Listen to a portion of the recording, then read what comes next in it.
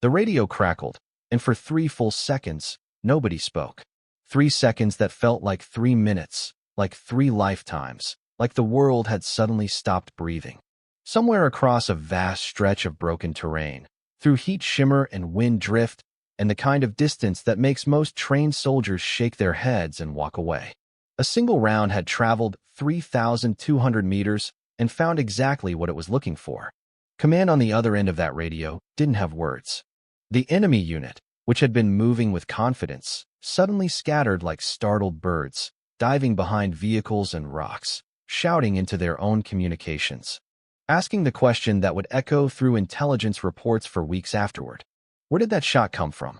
Not because they couldn't find a direction, not because the terrain made it impossible, but because the idea that someone, from that distance, in those conditions, had made that shot with surgical precision was something they genuinely could not process. It rewrote what they believed was possible. And the person behind that rifle, lying completely still in a carefully concealed position, controlling her breathing, feeling the world slow down around her, was a 29-year-old woman named Sergeant First Class Maya Rios. She had spent 11 years becoming someone the military establishment had repeatedly told her she couldn't be. So here is the real question worth asking. What does it take to become someone the world says you cannot be, and then prove it at 3,200 meters? Stay with this story, because the answer will surprise you. Maya Rios grew up in a small town in southern New Mexico, where the desert taught her patience before the army ever could. She was the youngest of 4 children raised by a single mother who worked double shifts at a textile factory and came home with hands that were rough but never empty. The family didn't have much, but her mother had a way of filling their small house with a particular kind of dignity, the kind that comes from refusing to let hardship become an identity. Maya watched her mother carry weight that would have broken other people, and somewhere in those observations, she developed an understanding of endurance that no manual could teach. She was quiet in school, not because she had nothing to say, but because she was always watching, cataloging, filing away details that others missed. Her teachers often called her intense. Her classmates called her distant. But her older brother Carlos, who enlisted in the army when Maya was 13, called her focused, and he meant it as the highest compliment he knew how to give. When Carlos came home on leave wearing his uniform, Maya felt something shift inside her that she couldn't fully articulate at the time. It wasn't the uniform itself, though there was pride in seeing it. It was the way he carried himself, with purpose woven into every movement, as though he finally understood what he was for. She wanted that. She wanted to know exactly what she was for. When she turned 18 and walked into the Army recruiting office in town, the recruiter spent 40 minutes trying to talk her into administrative or medical pathways, gently suggesting that the infantry and special operations pipelines were not really designed for women. Maya sat across from him with the same stillness she'd carried all her life and told him she understood his concerns and that she would be enlisting anyway. He stamped her paperwork with a look that mixed skepticism with a reluctant kind of respect. Basic training at Fort Jackson was physically harder than anything Maya had encountered, but what surprised her most was that the hardest part wasn't the physical demand. It was the social landscape, the constant low hum of doubt from people who weren't sure she belonged, the looks that assessed her before she had taken a single step. The standards felt like they were being watched more closely in her case than in others. She didn't argue with any of it. She performed. Every morning, she was the first out of the barracks, and every night, she was the last to stop reviewing her fieldcraft notes. She graduated in the top 12% of her cycle, earned her expert marksmanship badge, and quietly filed away every doubt that anyone had ever expressed about her as fuel she intended to burn slowly and purposefully over the course of her entire career. The Army's introduction to advanced marksmanship came for Maya not through a formal school, but through a unit-level mentor named Staff Sergeant Dale Fuentes, a quiet man from Arizona who had been a designated marksman for nearly a decade and who had the rare quality of teaching without ego. He recognized something in Maya during a routine qualification exercise when she adjusted her point of aim midstring without being prompted, compensating for a wind shift that most soldiers hadn't even registered. After the range cleared, he walked over and asked her a single question. Had she been thinking about wind correction before that shot, or during it? She told him during. He nodded slowly, looked back at the targets, and said nothing more that day.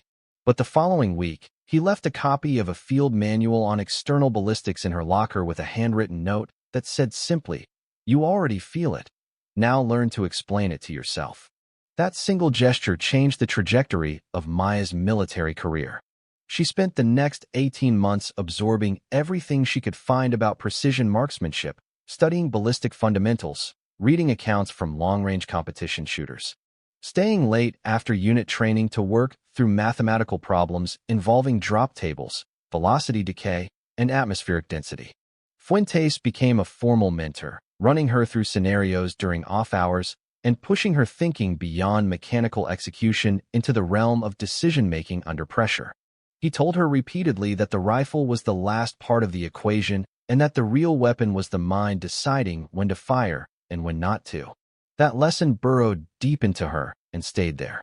She applied for the Army sniper course at Fort Moore, now formerly known as Fort Benning, and was initially told there was no clear pathway for women to attend the combat-specific track she was requesting.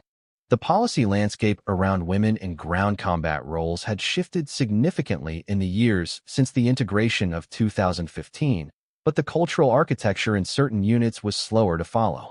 Maya submitted her request through proper channels, documented her qualifications, and then submitted it again. She found allies in her chain of command who advocated on her behalf. She also faced officers who were politely obstructive, raising procedural concerns that felt less about policy and more about personal comfort.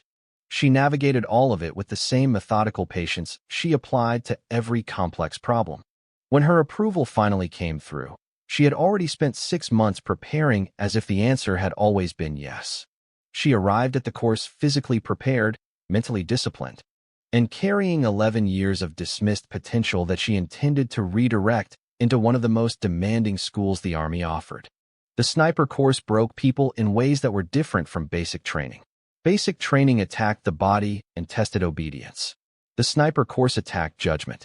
From the first week of stalking exercises, where students were required to move across open ground toward a trained observer without being detected, Maya understood that everything she thought she knew about patience was going to be tested at a level she hadn't fully anticipated. The instructors were precise, demanding, and entirely indifferent to personal history. It didn't matter what she had accomplished before. It didn't matter what her unit had said about her. What mattered was execution, right here, under conditions that were deliberately designed to expose every gap in preparation and composure. She failed her first stalking evaluation. Not catastrophically, but clearly. She moved too quickly during a momentary lull in observation and was detected at 400 meters from the objective. The instructor noted it without drama. Student moved. Student detected. Restart. She lay in the prone position for a long moment after the call, letting the frustration pass through her without letting it settle. She had learned from Fuentes that emotion inside a hide position was just noise, and that the only productive response to failure in this environment was analysis. What did she do? Why did she do it? What should she have done instead? She walked back through the sequence in her mind while the other candidates began resetting for their attempts, and by the time she rejoined the cycle, she had a clear picture of the judgment error she needed to correct. Her relationship with her course partner, a staff sergeant named Torres from a striker brigade, started with professional tension and evolved into something that became one of the most important professional friendships of her career. Torres was technically skilled, but wrestled with patience in ways that Maya had long since worked through. Their dynamic as a sniper spotter team required genuine trust, the kind that doesn't come from liking someone, but from witnessing how they think under pressure. They argued over range estimation techniques during field exercises and had a blunt conversation about communication styles after a range session where a breakdown in their coordination cost them a clean shot opportunity.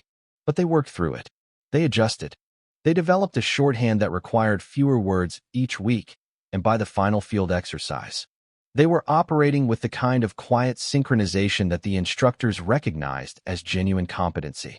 Maya graduated the course in the top third of her class, and Torres told her on the last day that she was the best spotter he'd ever worked with, which for a man who rarely handed out compliments was the equivalent of a standing ovation.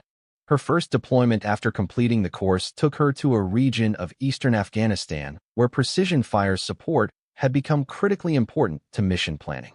The terrain was demanding, featuring long valleys flanked by elevated ridgelines that turned every movement into a potential exposure problem. Maya integrated with an advisory and assistance element that supported local partner forces, and her role required not only technical precision marksmanship capability, but also the ability to advise partner force leaders on observation post positioning and threat identification. It was work that demanded patience, cultural sensitivity, tactical skill, and the ability to earn credibility from scratch in an environment where she was an outsider on multiple levels simultaneously. The first weeks were an orientation in humility. Partner force leaders were polite but reserved, unsure how to categorize a woman in a tactical advisory role who was clearly carrying specialized capabilities. Maya didn't push for immediate acceptance. She worked within the rhythms of the unit, asked questions, listened carefully, and showed what she could do when the opportunities emerged naturally. A situation arose during the third week when a partner force patrol needed to identify the source of recent indirect fire impacts in a border sector, and Maya was asked to provide an observation assessment from an elevated position that had not yet been fully evaluated for safety. She conducted the position analysis, identified two approaches that reduced exposure, briefed the partner force commander through her interpreter, and spent 18 hours in that position producing a detailed pattern-of-life assessment that identified the firing point coordinates and 3 likely alternate positions. The partner force commander had her report read back to him twice, and then looked at her for a long moment before saying, through the interpreter, that he understood now. Those words marked a shift. She had not demanded respect. She had created conditions where it became the logical conclusion. That was a leadership lesson she would carry forward for the remainder of her career, the understanding that credibility in high-stakes environments is not claimed, it is demonstrated. And the demonstration must be patient and consistent and indifferent to the urgency of personal validation. The shot that would define her career did not happen dramatically.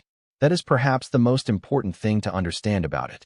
It happened at the end of a 41-hour observation window, when exhaustion had been replaced by something closer to stillness. When the mind had quieted to the point where only the essential information remained. Maya and her spotter, a young sergeant named Kellerman who had trained under her after Torres rotated out, were positioned at a rock formation that had taken them 8 hours to reach through careful night movement. They were monitoring a high-value logistics route that intelligence had flagged for potential use by an armed network that had been responsible for significant damage to coalition supply lines. The target they were observing was not a person. It was a vehicle-mounted communications relay that, if destroyed, would disrupt the network's ability to coordinate across a significant stretch of operational territory. The shot was authorized, the conditions were assessed, and the distance was confirmed at 3,200 meters through layered verification methods that she and Kellerman worked through methodically and without rushing. The wind at that distance was the primary challenge. Wind at 3,200 meters does not behave as a single constant. It layers, shifts, and behaves differently across distinct portions of the bullet's flight path. Maya spent 40 minutes building her wind solution, consulting with Kellerman on the calls at various range bands, and running through the ballistic data until she had a firing solution that she could defend with confidence rather than hope. There is a meaningful difference between those two things, and every honest precision shooter understands where that line is. Confidence comes from having done the work completely. Hope is what fills the space where work wasn't finished. When she broke the shot, there was a moment of absolute stillness before the impact.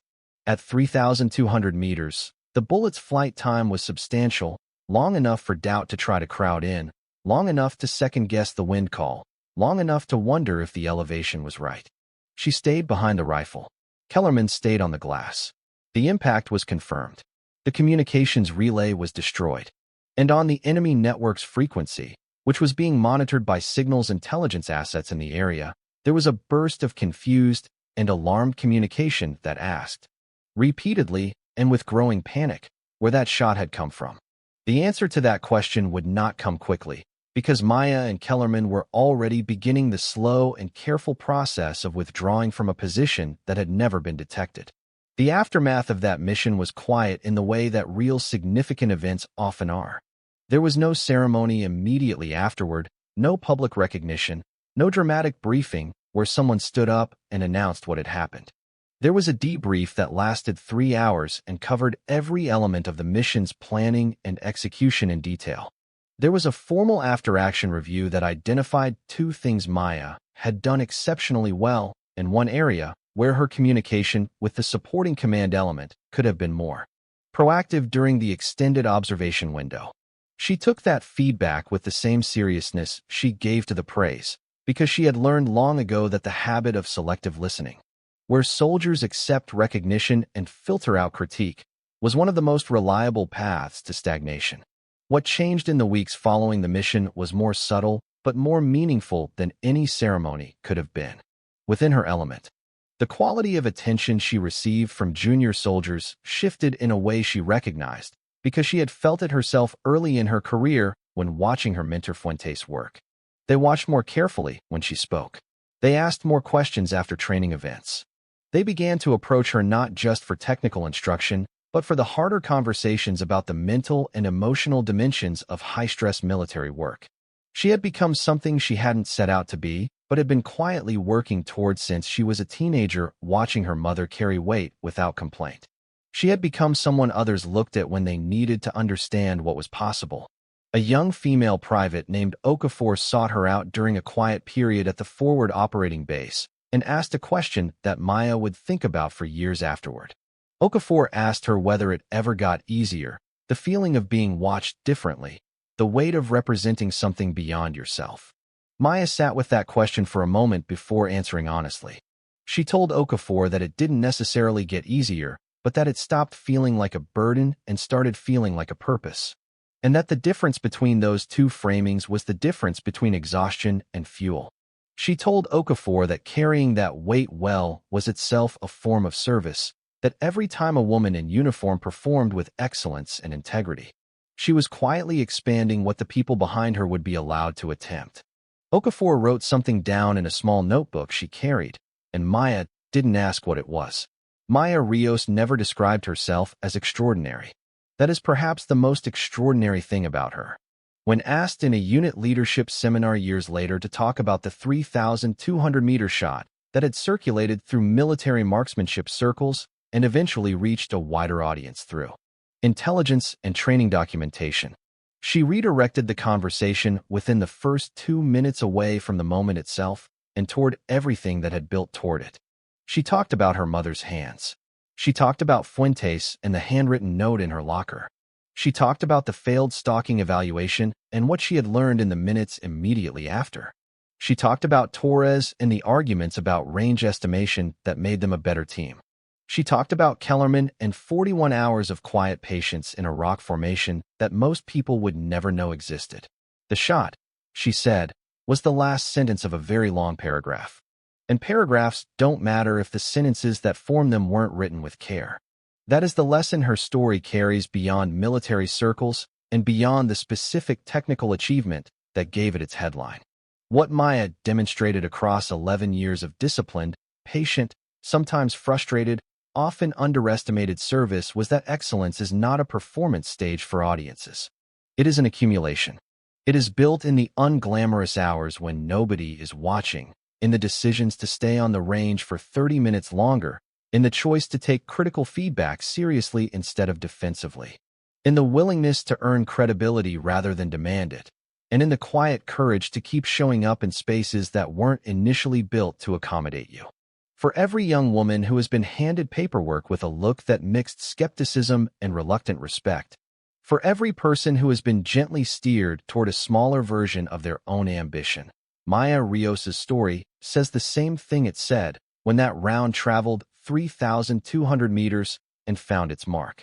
The work is real. The preparation is real. And when the moment comes, no one who did the work will need to ask where the shot came from. They will already know.